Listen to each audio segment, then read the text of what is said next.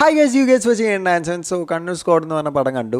ഞാൻ ട്രെയിലർ കണ്ട് കട്ട വൈബായിട്ടാണ് പോയത്. ഞാൻ ട്രെയിലറിന് എന്ത് കിട്ടുമെന്നാണോ വിചാരിച്ചത് അത് തന്നെ എനിക്ക് കിട്ടി. അതായത് ഭയങ്കര അടിപൊളിയൊന്നുമല്ല പടം, പക്ഷേ എനിക്ക് എന്താണോ തോന്നിയത് അത് എനിക്ക് കിട്ടിയിട്ടുണ്ട്. കാരണം ഞാൻ ഇങ്ങനെ ആവുമെന്ന് വിചാരിച്ചിട്ടുണ്ടായിരുന്നു, അതേപോലെ തന്നെ എനിക്ക് ആയ പോലെ തോന്നിയത്. സംഭവം നൈസ് പടം, ഭയങ്കര അടിപൊളി എന്നൊന്നും ഞാൻ പറയില്ല, പക്ഷേ നൈസ് പടം, ചെയ്യേണ്ടത് വൃത്തിക്ക് ചെയ്ത പോലെയാണ് എനിക്ക് തോന്നിയത്. പിന്നെ അതിൽ മെയിനായിട്ട് മമ്മൂട്ടി, എൻ്റെ അളിയ, പൊന്നളിയ, ഭയങ്കര കേട്ടില്ല മമ്മൂട്ടി. എനിക്ക് ആളുടെ സൗണ്ടാണ്, ആ ഡയലോഗ് ഡെലിവറി ഉണ്ടല്ലോ, ഭയങ്കര കിടിലനാണ്. എനിക്ക് ചില സീനൊക്കെ, ഫൈറ്റ് സീനൊക്കെ കണ്ടിട്ട് എനിക്ക് തന്നെ ഇങ്ങനെ നോക്കാൻ തോന്നി, എത്ര വയസ്സായി ചങ്ങായിക്ക്, ഗൂഗിളിലൊന്ന് അടിച്ചു നോക്കാൻ തോന്നുന്നു. നോക്കുമ്പോൾ 72 കറക്റ്റാണ്. അങ്ങനത്തെ ഒരു സിറ്റുവേഷൻ പലപ്പോഴും തോന്നിയിട്ടുണ്ട്. കാരണം ഞാൻ എൻ്റെ അനിയനുണ്ട്, അവനോട് ഞാൻ ചോദിച്ചു, വാവേ ഇത് ഡൂപ്പാണോ നീ, ആ ഒരു ഫീല് തോന്നി. കാരണം അങ്ങേർക്ക് ഇത്ര വയസ്സൊക്കെ ആയോ, അങ്ങനത്തെ ഒരു ഇത്. ഭീഷ്മയിലൊക്കെ വല്ലാണ്ട് അങ്ങോട്ട് എടുത്തങ്ങോട്ട് പെരുമാറുന്നില്ല, ഇതിൽ ഉരുണ്ട് പറഞ്ഞ് അങ്ങോട്ടൊക്കെ സീനൊക്കെ ഉണ്ട്, അതൊക്കെ നല്ല രസമുണ്ട്. പടം എന്ന് പറഞ്ഞാൽ ഒന്നുമില്ല, ജസ്റ്റ് ഒരു കണ്ണൂർ സ്ക്വാഡ്, ഒരു 4 ആൾക്കാരുണ്ടാവും. അപ്പോൾ ഈ 4 ആൾക്കാർ എന്താ കഷ്ടപ്പെടുന്ന ഒരു സ്റ്റോറിയാണ്. പോലീസിൻ്റെ ഇടയിൽ ഇങ്ങനെ പട്ടിമാരി നയിക്കുകയാണ്, ഓരോന്നും കഷ്ടപ്പെട്ട് കണ്ടുപിടിക്കുകയാണ്, പക്ഷെ പുറത്ത് പട്ടി വില, അങ്ങനത്തെ ഒരു രീതിയിൽ ഉള്ളൊരു സ്റ്റോറിയാണ്. ഞാൻ മൊത്തത്തിൽ അങ്ങോട്ട് വെറുതെ പറഞ്ഞ് സ്പോയിലറാക്കണോ, വേണ്ട.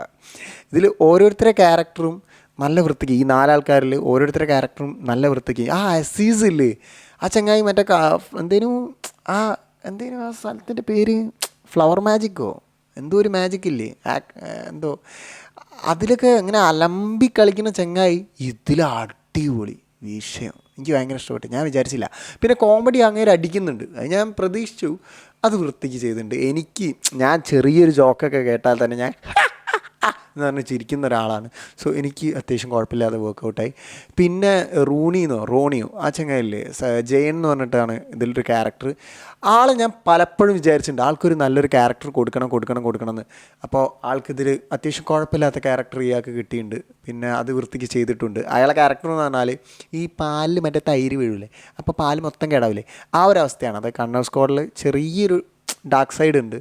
അതായത് അങ്ങേരെ ആ ലൈഫിനെ കൊണ്ട് അങ്ങേരെ ചെയ്തു പോകണതാണ്. അതൊക്കെ മമ്മൂട്ടി ക്ഷമിക്കുന്നുണ്ട്. ലൈക്ക് മമ്മൂട്ടീൻ്റെ ക്യാരക്ടർ ഭയങ്കര സിമ്പിളായിട്ട് അഭിനയിക്കുന്നടാ. എനിക്കിങ്ങനെ കൊതിയാവുക, ഇത് കിട്ടില്ല ആക്ടർ, ഭയങ്കര സിമ്പിളായിട്ട് അഭിനയിക്കുക, ഒരു ഒരു മോശം തോന്നുന്നില്ല. അങ്ങനെയാണ് പടം മുന്നോട്ട് പോകുന്നത്. ചെറിയ ഇതിലെന്ന് പറഞ്ഞാൽ നമ്മൾ ആരാണ് ഈ ഒരു വ്യക്തിയെന്ന് നമുക്ക് ആദ്യത്തെ ഒരു മിഷനിൽ ആരാണ് ഈ ഒരാളെന്ന് നമുക്ക് തോന്നും. രണ്ടാമത്തെ മിഷൻ അതാണ് മെയിൻ.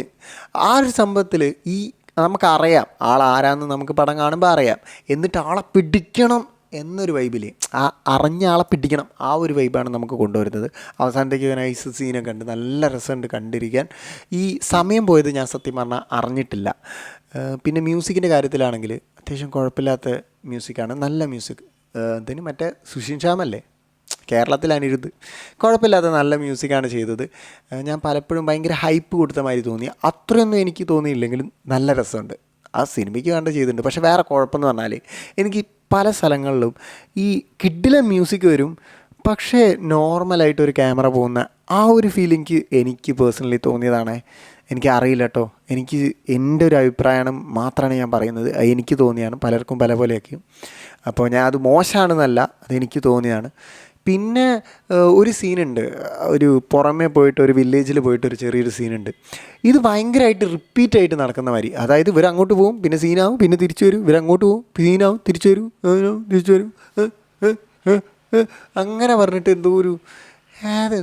എനിക്കെന്തോ ഒരു സുഖം തോന്നിയില്ല. ബാക്കി എനിക്കങ്ങനെ നെഗറ്റീവ് പറയാൻ തോന്നിയിട്ടില്ല. ബാക്കി എല്ലാം നൈസ്, പക്ക ഭയങ്കര കിട്ടില്ല. ലാസ്റ്റിലേക്കൊക്കെ ഒരു 3-4 ഡയലോഗ് അടിക്കുന്നുണ്ട്, അയക്കിങ്ങനെ പൊളിയടാ, ഞാൻ പെട്ടെന്ന് വിസിൽ വിളിക്കുന്നു.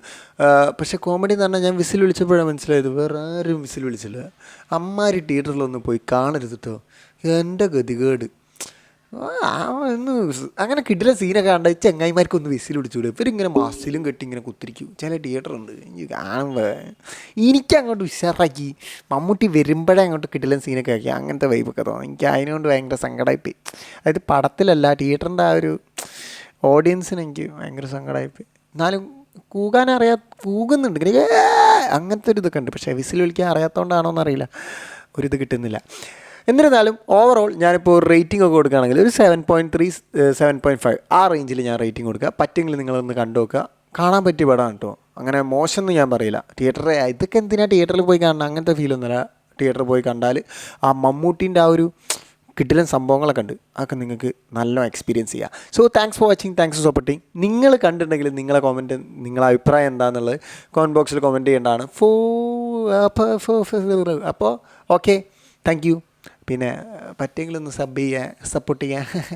ലൈക്ക് നിങ്ങൾക്ക് ഇഷ്ടപ്പെട്ടെങ്കിൽ, റിവ്യൂ ഇഷ്ടപ്പെട്ടെങ്കിൽ ലൈക്ക് അടിക്കുക, ഇഷ്ടപ്പെട്ടെങ്കിൽ മാത്രം.